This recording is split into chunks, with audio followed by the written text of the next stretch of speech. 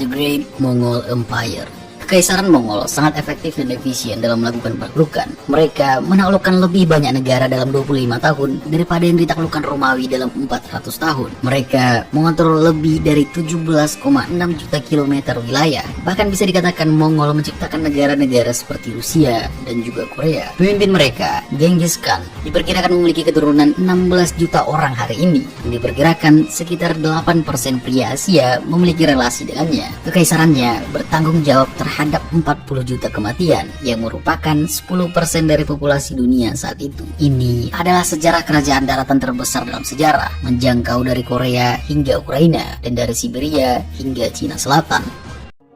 Pada abad ke-12 Masehi, sebelum kerajaan Mongol terbentuk, stepa Asia Timur adalah rumah bagi kelompok-kelompok Mongol dan Turki yang dipimpin oleh Khan Khan, yaitu sebutan bagi pemimpin mereka. Orang-orang ini memelihara domba, sapi, yak, dan unta. Mereka tinggal di tenda dari kulit dan berpindah antara camp musim panas dan musim dingin. Wanita nomaden memiliki otoritas penting, mengelola migrasi, banyak kawanan ternak, dan perdagangan. Sementara pria terspesialisasi di peperangan. Grup-grup nomaden ini sering menyerang satu sama lain. Grup kecil menjadi sasaran pencuri dan penjara untuk mengambil sumber daya dan menculik wanita mereka. Kebutuhan konstan akan wilayah untuk ternak mereka memicu persaingan satu suku dengan yang lain, yang selalu menyelesaikan perbedaan mereka dengan pertarungan brutal. Untuk para Mongol, kehidupan dipenuhi dengan tentangan dan ketidakpastian, dan bagi penduduk dinasti besar seperti Cina, Mongol tidak lebih dari orang-orang biadab dan liar yang menyerang karavan dan desa-desa kecil di perbatasan. Namun, ini semua berubah ketika Temujin lahir, yang nantinya dikenal sebagai Genghis Khan. Cerita bisa dikatakan dimulai ketika Temujin lahir sekitar tahun 1162 di salah satu klan terendah. Dia nantinya dinamai dengan Genghis atau Chinggis Khan, yang diartikan sebagai Khan yang agung. Ayahnya dikatakan terbunuh keracunan, meninggalkan Temujin menjadi dalam kontrol saudara laki-lakinya, yang dia bunuh nantinya karena ada argumen di antara mereka. Kemudian di umur 19 dia menikah dengan istrinya, Borte, yang nantinya diculik oleh kelompok lain. Dalam percobaan menyelamatkan istrinya, Temujin menunjukkan keberanian militernya dan nantinya menjadi pemimpin dari sukunya. Dan dalam menyatukan para Mongol, diperlukan adanya perang saudara, dan dia menang dalam peperangan ini. Genghis Khan cepat naik ke puncak kekuasaan dengan membentuk aliansi strategis dengan pemimpin lain. Beda dengan para Khan lainnya, Temujin mempromosikan prajurit berdasarkan prestasi dan membagi rampasan dengan adil di antara mereka. Gerakan paling brilian yang dilakukan adalah menyebar nomaden yang dia taklukkan di antara prajuritnya sendiri, sehingga mereka tidak bisa bersatu melawannya. Inovasi-inovasi ini membuatnya tidak terhentikan, dan pada tahun 1206 dia telah menyatukan orang-orang di tenda berdinding kulit ini dan menjadi Chinggis Khan atau Genghis Khan. Mongol adalah penganut shamanisme, percaya bahwa roh-roh alam dan nenek moyang mereka mendiami dunia di sekitar mereka, dan mereka semua terbentuk dalam satu entitas, yaitu Tenggiri. Genghis Khan percaya bahwa Tenggiri, dewa langit ini, menginginkan dia untuk menaklukkan seluruh dunia atas namanya. Dengan para nomaden dari dataran Mongol bersatu, tampaknya ini dapat dicapai. Siapapun yang menolak para Mongol berarti menolak kehendak Tenggiri, dan karena ketidakpatuhan ini, mereka harus mati. Setelah menyatukan Mongol, Genghis Khan pergi menaklukkan banyak teritori, dengan pertama-tama menaklukkan Cina Utara dan tanah Islam di timur. Di masa itu, Cina bukanlah satu tanah besar seperti sekarang ini. Mereka terbagi menjadi 3 dinasti besar, yaitu dinasti Tangut yang mengontrol wilayah utara di teritori Cina, dinasti Jin yang terletak di timur laut, dan dinasti Song yang mendominasi wilayah selatan Cina. Dinasti Tangut menjadi sasaran utama dari Mongol, dikarenakan wilayah mereka adalah yang paling dekat dari Mongolia, dan tidak semua kota-kota mereka memiliki dinding sebagai benteng pertahanan kota. Bangsa Mongol tidak memiliki senjata pengepungan yang bisa menembus pertahanan dari dinding-dinding besar di kota itu. Mereka tidak mengetahui teknologi untuk membangun itu. Tapi bangsa Mongol memiliki keuntungan besar, yaitu waktu. Mereka membangun tenda-tenda mereka mengelilingi kota, seperti yang mereka lakukan selama beberapa generasi dengan kebiasaan mereka yang nomaden sebelumnya. Warga Cina tidak bisa lagi keluar untuk menjaga pertanian atau mencari sumber daya lain untuk makanan, sedangkan bangsa Mongol mempunyai kemampuan yang bagus dalam bertahan hidup di mana saja. Mengirim tentara keluar untuk menyerang Mongol adalah tindakan bunuh diri, karena selama beberapa abad bangsa Mongol hidup berkuda dan memburu di daratan. Kemampuan itu membuat mereka menjadi pemanah dan kesatria yang mengerikan. Bangsa Mongol sangat menilai tinggi kemampuan dan kecerdasan militer. Strategi paling sering yang digunakan pendekar Mongol adalah dengan berpura-pura menyerah ketika berhadapan dengan kavaleri berat dan ramai dari pasukan lawan. Ketika pasukan musuh mulai terlihat lelah dari pengejaran mereka, Mongol akan menyerang dengan manuver cepat mereka. Pasukan Mongol berhasil mengontrol kuda-kuda mereka dengan hanya menggunakan lutut mereka, membuat tangan mereka bebas untuk menggunakan senjata, baik itu pedang dan perisai ataupun panah. Strategi ini membuat bangsa Mongol dengan mudah melawan pasukan yang lebih besar dan memiliki perlengkapan yang lebih bagus. Bagi bangsa Mongol, tidak peduli akan memakan waktu berminggu-minggu atau berbulan-bulan, mereka akan menunggu kota yang mereka kepung untuk terpaksa menyerah. Mereka mengubah dinding lawan menjadi jebakan besar melawan orang-orang beradab di dalamnya. Penaklukan ini berakhir dengan deklarasi kesetiaan dari dinasti Tangud oleh Raja Sisha yang memerintah pada saat itu. Di saat menaklukkan dinasti Jin, ketika bangsa Mongol sampai di Beijing dan mengepung benteng tersebut, mereka mengepung kota itu dengan sangat lama, sampai ribuan orang kelaparan di dalam dinding itu. Bahkan ada tercatat yang hidup terpaksa melakukan kanibalisme demi bertahan hidup, dan bangsa Mongol menunggu sampai waktunya tiba dan membunuh semua orang di sana. Setahun setelah itu, duta besar yang berkunjung melaporkan bahwa jalan Beijing licin dengan lemak manusia dan segunung tulang terletak di luar tembok. Mongol sangat brutal. Mereka sering menghancurkan keseluruhan kota. Mengambil tahanan adalah hal yang tidak berguna bagi bangsa Mongol, karena dengan semakin banyak orang yang ditahan, semakin banyak orang yang harus diberikan makan. Dan kebanyakan ahli sejarah mengatakan bahwa orang-orang yang mereka bunuh bisa mencapai 30-an juta orang ketika invasi mereka di Cina. Namun, keganasan Mongol tidak hanya sebatas kekejaman, melainkan bentuk teror psikologis bagi para musuhnya. Karena jika satu kota terlihat habis dibantai, kota selanjutnya akan berpikir untuk tidak menumpahkan darah yang sia-sia demi mempertahankan dinding yang ada. Karena meskipun pemerintahan yang terlihat brutal, Genghis Khan menerima musuh yang ingin bergabung dengan kerajaannya. Mereka menerima bangsa yang menyerah atas kekuatan mereka. Bahkan beberapa jenderal terpercaya yang dimiliki Genghis Khan dibentuk dari mantan musuh-musuhnya. Khan bahkan diduga lebih memilih untuk memenangkan pertempuran tanpa harus saling meneteskan darah. Itu alasannya sebelum menaklukkan tanah, dia akan memberikan tawaran terhadap pemimpin tanah tersebut untuk bergabung dengan kerajaan mereka. Jatuhnya Beijing pada tahun 1215 menandai kehilangan seluruh wilayahnya. Mongol telah berhasil menguasai wilayah yang sebelumnya dikontrol oleh dinasti Tangud dan Jin. Dinasti Song adalah yang terakhir tertinggal. Namun, kekaisaran Mongol tidak hanya tentang perang, penjarahan, dan penghancuran. Setelah Mongol menaklukkan sebuah wilayah, mereka membiarkan politik internalnya dan menggunakan administrator lokal untuk mengatur. Mongol membiarkan semua agama berkembang selama pemimpinnya berdoa untuk mereka. Walaupun mereka menangkap para seniman, pelajar, dan insinyur, mereka mengapresiasi apa yang bisa mereka lakukan dan secara paksa menempatkan mereka di seluruh Asia untuk melanjutkan karya-karya mereka. Salah satu utusan dari Mongol ke Persia yang saat itu dikenal sebagai Kekaisaran Khawarizmian untuk memberikan kesepakatan perdagangan tertuduh sebagai mata-mata dan dieksekusi. Ofensif seperti itu tidak bisa dibiarkan tanpa adanya jawaban. Bangsa Mongol kemudian mengkonfrontasi pasukan Muslim Persia. Dengan 200.000 pasukan, Genghis Khan maju melawan kota besar di Persia. Kekaisaran Khawarizmian memiliki tentara yang terlatih dan kemampuan yang menakjubkan dalam pertempuran. Namun itu tidak cukup melawan pasukan Mongol yang bertarung seperti hewan buas yang lapar. Kota besar Samarkand dan Bukhara ditaklukkan dan dihancurkan oleh bangsa Mongol. Kehancurannya sangat besar, sampai hewan-hewan pun tidak diampuni. Jutaan orang menghembuskan nyawanya selama invasi besar-besaran Mongol di Persia. Pada tahun 1220, Kekaisaran Khawarizmian menghilang dari peta. Wilayah yang dulunya makmur menderita selama berabad-abad akibat invasi Mongol yang tidak hanya menghancurkan kota-kota makmur, tetapi juga menghancurkan sistem irigasi yang menjadi dasar pertanian di wilayah tersebut. Dan dunia belajar untuk tidak pernah meremehkan Kekaisaran Mongol lagi. Pasukan Mongol telah belajar bahwa lebih baik untuk menambahkan jenis tentara berbeda dalam pasukan mereka. Ini yang membuat mereka menerima banyak tentara Muslim masuk ke dalam pasukan mereka. Dan ini juga yang terjadi sebelumnya dengan bangsa Cina. Mereka memiliki banyak etnis dan budaya hidup bersama di dalam kem-kem mereka. Para Mongol juga ternyata toleran dengan agama-agama lain. Mereka adalah pengikut Shamanis yang percaya dengan roh nenek moyang. Namun mereka tidak merasa harus perlu untuk memaksakan agama mereka ke orang lain. Jadi kita bisa melihat Muslim, Kristen, Buddha berjalan-jalan di dalam kerajaan Mongol. Bangsa Mongol membangkitkan kembali perdagangan lintas Eurasia di Silk Road atau jalur sutera yang sudah bertahan selama lebih dari 1000 tahun, namun akhir-akhir ini terlihat berhenti. Mereka menghargai perdagangan karena bisa diberikan pajak dengan memberikan keamanan sebagai gantinya, yang nantinya terkenal dengan nama Pax Mongolica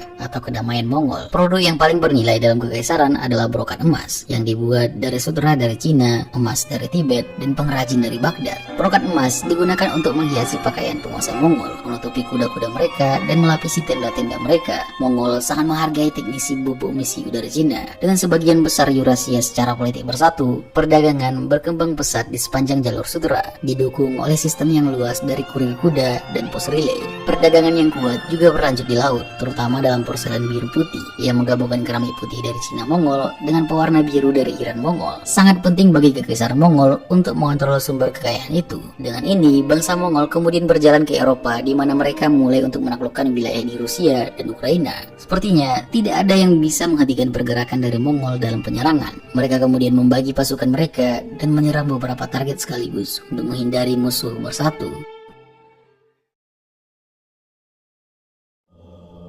Pada tahun 1227, Genghis Khan mengembuskan nafas terakhirnya. Pada tahun itu, kekuasaan Mongol meluas ke wilayah yang sangat jauh, mulai dari Laut Kaspia sampai ke Laut Cina, berbatasan di utara dengan sabuk hutan di Siberia dan di selatan dengan Pamir, Tibet, di dataran tengah Cina. Setelah kematiannya, sebuah kuriltai atau majelis umum dari bangsawan Mongol dipanggil untuk memilihkan agung baru sesuai adat tradisional. Jochi, anak tertua pewaris Genghis, meninggal 6 bulan sebelum ayahnya, dan hukum pewarisan anak tertua biasanya diikuti oleh Mongol. Namun, Chagatai, anak sulung yang masih hidup, dilewatkan, dan akhirnya Ogedei diangkat sebagai Khan Agung.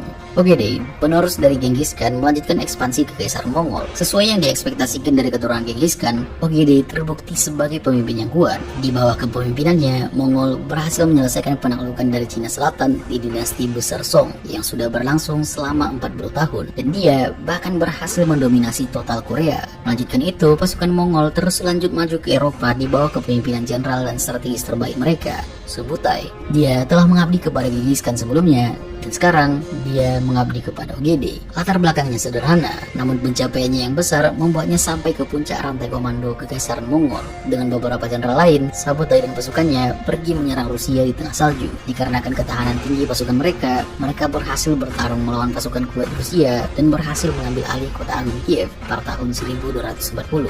Polandia, Hungaria, dan Romania adalah kerajaan selanjutnya. Tidak ada kesatria Eropa yang bisa bertahan melawan mental buas dari pasukan Mongol dan panah mereka. Dan di saat Eropa telah bersiap-siap mempertahankan diri dari serangan yang bisa muncul tiba-tiba, dan bahkan telah mengirimkan utusan-utusan untuk mencoba untuk berdamai dengan Mongol, namun pemimpin Mongol, Khan Agung Ogedei, meninggal karena alkoholisme. Dan atas keputusan adat, semua pemimpin negara berkumpul untuk memilih pemimpin selanjutnya, dan ini membuat Eropa terhindar dari penyerangan dan pengambilan alih negara mereka, dan secara efektif menghentikan kemajuan Mongol di Eropa dan Timur Dekat. Suksesi kepada Khan Agung tidak secara otomatis diberikan kepada putra sulung, tetapi malah memungkinkan saudara, paman, dan sepupu untuk bersaing memperebutkan kepemimpinan dengan janda-janda senior yang bertindak sebagai wali bagi anak-anak mereka. Pada tahun 1260-an, cucu-cucu Genghis Khan terlibat dalam perang saudara yang mengakibatkan pecahnya kekaisaran menjadi 4 kekaisaran terpisah. Kejadian ini sama dengan yang terjadi dengan Alexander the Great, di mana setelah kematiannya, kerajaannya terpecah belah karena tidak jelasnya suksesi kerajaan dan membuat kerajaannya pada akhirnya hancur.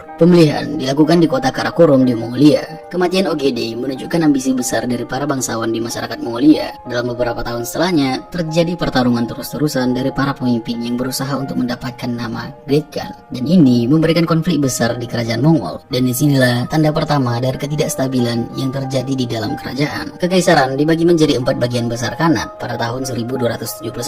Dinasti Yuan yang didirikan oleh Kublai Khan dan memimpin teritori Cina dan Korea yang dikenang sebagai zaman keemasan ilmu pengetahuan dan budaya. Chagatai, anak kedua dari Genghis Khan, mendirikan kerajaannya di utara Afghanistan yang nantinya dinamai Khanat Chagatai, yang nantinya melahirkan pemimpin besar seperti Timur dan keturunannya Babur yang mendirikan kekaisaran Mughal di India. Khanat Golden Horde mengontrol sebagian besar Rusia dan Hungaria dan didirikan oleh Batu Khan yang nantinya memerintah selama bertahun-tahun hingga sebuah pos perdagangan bernama Muscovy tumbuh menjadi kekuatan dunia. Dan Ilkhan yang didirikan di Persia dan dipimpin oleh Hulagu Khan yang mengembangkan arsitektur monumen dan lukisan miniatur Persia nantinya.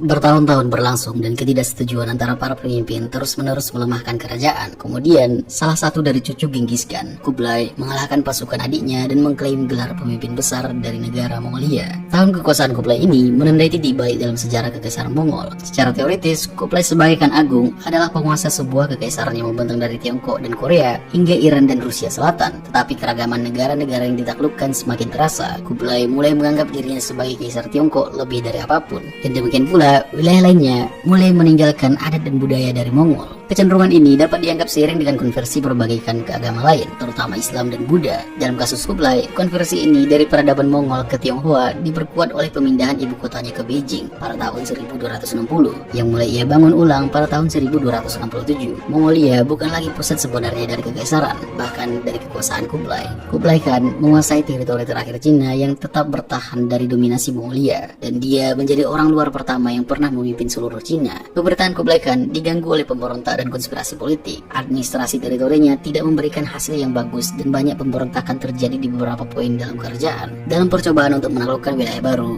dia melihat Jepang dan berniat untuk menjadikannya target. Mereka kemudian menyatukan pasukan armada untuk pergi ke pulau Jepang. Namun, mereka tidak mengekspektasikan adanya perubahan cuaca yang mengakibatkan topan menyerang lautan Jepang, dan pasukan armada Mongol hancur dan bertabrakan satu sama lain, menjadi penyebab kematian banyak pasukan di lautan. Pada tahun 1281, Mongol mencoba menyeberang kembali dan menyerang Jepang. Namun kali ini pasukan laut Jepang telah bersiap dan berhasil memblok progres dari kapal-kapal Mongol. Beberapa kapal Mongol yang sampai ke pantai Jepang tidak punya pasukan cukup untuk melawan para samurai dari Jepang. Penyerangan ke Jepang ini memberikan pukulan besar bagi Kublai Khan dan teritorinya. Kurang efektifnya kepemimpinannya ada memberikan ruang bagi pemberontak dan kemunculan kerajaan-kerajaan baru yang mulai memisahkan diri dari Mongol. Pemimpin pemberontak yang paling sukses adalah mantan biarawan Su Chongba. Dilahirkan dalam keluarga petani miskin, ia menunjukkan lebih banyak energi, kesabaran, dan bahkan militer dibandingkan pesaingnya. Ia berhasil tidak hanya memantapkan dirinya di area ekonomi kunci, tetapi juga mengeliminasi saingannya dalam perjuangan kekuasaan. Zhu akhirnya mengusir Mongol dari Beijing pada tahun 1368 dan menjadikan dirinya kaisar dinasti baru. Ia mengambil nama pemerintahan Hongwu dan memperluas kekuasaannya ke seluruh utara Tiongkok. Kaisar Mongol terakhir, Togun Temur, melarikan diri ke Stepa dan meninggal di sana pada tahun 1370. Dengan ini mengakhiri lebih dari satu abad kekuasaan Mongol atas Tiongkok.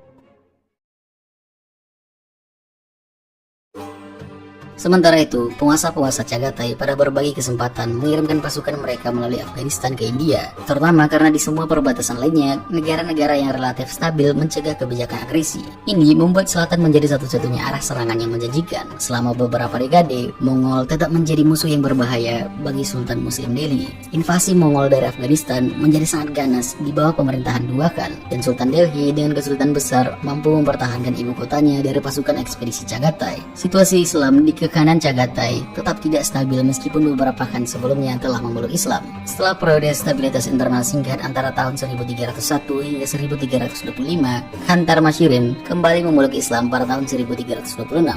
Keputusan ini mengakibatkan pembagian sementara antara bagian timur dan barat ke kanannya. Beberapa sumber bahkan mengatakan bahwa Tarmashirin dibunuh oleh penganut Buddha dan Syawanisme karena konversinya ke Islam. Di bawah pemerintahan Tugluk Temur pada tahun 1347, kekhanan tersebut berhasil disatukan kembali, tetapi para penerusnya sebagian besar hanya sebagai boneka. Kekuasaan sebenarnya berada di tangan Amir Timur atau dikenal sebagai Tamerlane. Ia melanjutkan pemerintahan Chagatai meskipun ia bukan seorang Mongol. Pengaruh bahasa Turki Chagatai menjadi sangat kuat selama abad ke-14. Namun bahasa Mongol masih digunakan sebagai bahasa resmi di wilayah Turfan hingga tahun 1369. Di bawah pemerintahan Timur, kekhanan Chagatai berhenti menjadi kekaisaran Mongol dan bertransformasi menjadi negara Chagatai yang berorientasi pada Islam. Ulsulegu sejak awal berada dalam situasi politik yang khas sebagai konsekuensi dari kecenderungan agama para penguasa Mongol di Iran. Sikap negatif Ulegu terhadap Islam dan serangannya terhadap kekhalifahan menyebabkan perpecahan dengan Golden Horde di Rusia Selatan, di mana Berke, saudara Batu, telah memeluk Islam. Sementara itu, Ilkhans di Iran awalnya tetap setia sebagai sekutu besar Khan Kublai di Cina, sedangkan Berke mendukung pemberontak Argoge yang bangkit melawan Kublai. Ulegu tetap bermusuhan terhadap Mesir, kekuatan Islam utama di Timur Dekat, sehingga aliansi antara Berke dan Mamluk di Mesir hampir terjadi secara alami. Untuk pertama kalinya dalam sejarah, seorang penguasa Mongol bersekutu dengan kekuatan asing melawan Mongol lainnya.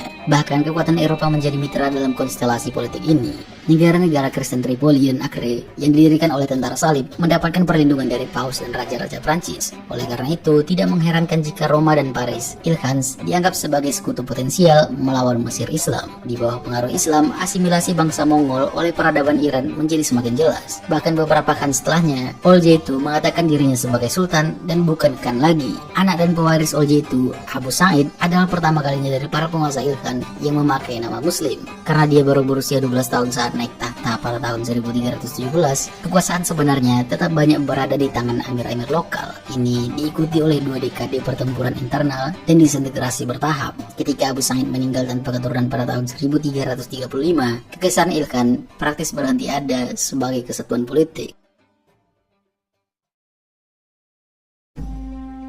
Dalam Ulus Batu, situasinya untuk waktu yang lama didominasi oleh permusuhan terhadap Kekaisaran Ilkhan. Selama lebih dari 1 abad, penguasa Golden Horde atau kekaisaran Kipchak berusaha untuk menduduki Kaukasus dan maju ke Iran. Hal ini menyebabkan aliansi anti-Persia dengan Mesir. Di bidang ekonomi, hubungan antara Golden Horde dan Mesir berkembang pesat, dan perdagangan laut yang makmur mengangkut barang antara kedua negara tersebut. Artisan dan seniman datang dari Mesir ke Istana Khan di Sarai Batu di bawah Sungai Volga, sehingga pengaruh Mesir dapat ditemukan dalam banyak karya seni dan arsitektur dari Kekaisaran Golden Horde. Situasi keagamaan sangat berbeda dari yang ada di Iran. Meskipun kedua kekaisaran Mongol pada akhirnya berkonversi ke Islam yang mendukung asimilasi antara orang-orang Turk dan Mongol, di Iran, Islam adalah agama dari populasi yang ditaklukkan. Tetapi pada saat yang sama, Nestorianisme dan Buddhisme adalah rival yang kuat. Di Rusia Selatan bagaimanapun, Nestorianisme tidak pernah memainkan peran penting, dan Buddhisme hampir tidak ada. Vakum keagamaan ini memudahkan penerimaan Islam, dan Shamanisme asli Mongol segera digantikan oleh keyakinan baru. Para Khan di sisi lain menunjukkan toleransi terhadap gereja ortodoks dari subjek Rusia mereka. Di bawah pemerintahan Mengku Temur pada tahun 1267, penerus Berke, kekhanan Golden Horde menjadi hampir independen dari Khan besar Kublai di Beijing. Di bawah Uzbek pada tahun 1312, kekuasaan politik kekaisaran mencapai puncaknya, dan budaya Islam berkembang pesat di bawah penguasa energik yang namanya bertahan hingga saat ini di Uzbekistan. Penguasa Horde kemudian menghadapi masalah baru di perbatasannya ketika Utsmania mencapai Dardanelles pada tahun 1354. Hal ini tidak hanya melemahkan ikatan maritim mereka dengan Mesir, tetapi juga memotong kekanan dari Mediterania dan dengan demikian dari Eropa Selatan. Dalam isolasi yang semakin meningkat ini, para Khan tidak berhenti untuk beberapa kali mencoba maju ke arah selatan. Khan terakhir dari Golden Horde yang menjadi penguasa tak terbantahkan atas seluruh wilayah adalah Tokhtamesh. Dia bergabung dengan kekuatan White Horde, kumpulan suku di Siberia Barat yang dipimpin oleh keturunan Orda. Tokhtamesh juga memperbaharui fasilitas pangeran-pangeran Moskow, tetapi tidak lama kemudian bertemu dengan musuh baru, Timur atau Tamerlane. Kampanye Timur di Rusia Selatan tidak memberikan hasil yang berkelanjutan, tetapi melemahkan kekuatan politik dan militer Horde. Sejarah kemudian dari Mongol, atau lebih tepatnya dari Tatar, di Rusia mengikuti jalan yang mirip dengan kekhanan Mongol Islam lainnya. Pertikaian dan perseteruan internal, disintegrasi, dan akhirnya pembagian menjadi negara-negara independen. Sementara itu, kerajaan Moskow muncul sebagai kekuatan besar, dan sejarah Tatar akhirnya menjadi bagian dari sejarah Rusia. Kekaisaran Mongol secara resmi berakhir pada sekitar tahun 1368. Kebanyakan rakyat Mongol kembali ke tanah asal mereka sebagai pengembara dan hidup dengan gaya nomaden kembali. Bahkan hari ini masih banyak orang yang menjalani hidup sederhana dalam adat Mongol. Salah satu dampak sejarah dari kampanye Mongol bukan hanya penghancuran peradaban kuno seperti Khawarizmi atau negara Tangut, namun semua wilayah dan negara yang ditaklukkan mengalami transformasi sosial, etnis, dan linguistik melalui dominasi Mongol. Di sisi lain, imperialisme Mongol untuk beberapa waktu selama abad ke-13 dan 14 mendukung kontak antara Timur dan Barat, dan banyak elemen budaya material ditransmisikan dari Asia Timur ke Barat dan sebaliknya. Pada saat ini, Eropa dan Asia memiliki kontak komersial dan budaya yang lebih dekat daripada sebelumnya, dan era eksplorasi maritim di Eropa diawali oleh upaya untuk mencapai negara-negara timur yang menakjubkan, yang digambarkan oleh Marco Polo dan pelancong lain setelah perjalanan mereka melalui Kekaisaran Mongol. Cerita bangsa Mongol akan tetap hidup di bawah keagungan dari pendahulu mereka, melestarikan warisan dari ambisi dan keyakinan kuat mereka. Meskipun kekaisaran ini hanya bertahan sebentar, Mongol meninggalkan warisan dominasi dunia yang belum pernah ada bandingannya hingga saat ini.